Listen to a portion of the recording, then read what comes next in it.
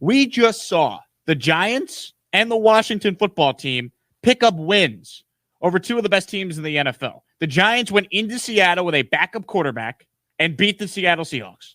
The Washington football team followed it up a day later by going into Heinz Field, also with their backup quarterback, technically, and Alex Smith, and they defeated the undefeated 11-0 Steelers. I'm tired of the excuses for the Dallas Cowboys. Do they have injuries? Absolutely. They don't have Dak Prescott.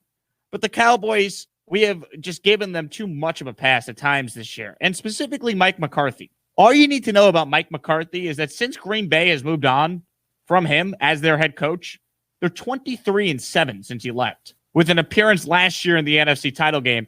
And if you ask me right now who one of the best teams are in the NFL, it's certainly the Green Bay Packers. And it's not a coincidence that Aaron Rodgers is having an MVP caliber season. He's having probably his best season since the last time he won the MVP award back in 2016. Like, it's not a coincidence to me that McCarthy leaves and all of a sudden the Green Bay Packers go back to, being one of the best teams in the NFL. I think if you're Jerry Jones and if you're the Dallas Cowboys, you got to think long and hard about Mike McCarthy long term. And I'll admit, I was dead wrong about McCarthy. I mean, I'm not going to pretend like I thought this was going to be a disaster when they hired him.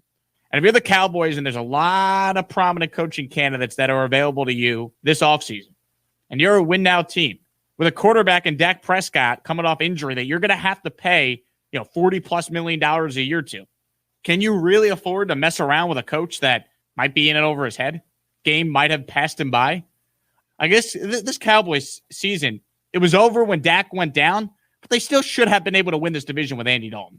And I understand Dalton, had COVID and they got hurt and whatnot, but 3-9 is 3-9. That's horrendous. The Giants shouldn't be 2 games better than the Dallas Cowboys this year.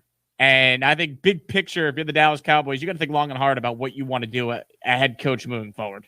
I know it's tough to say, oh, you can't fire him. He lost his quarterback and whatnot, but I'm watching the Giants go into Seattle and win with Colt McCoy. I'm watching the Washington football team go into Pittsburgh and win with Alex Smith on one leg.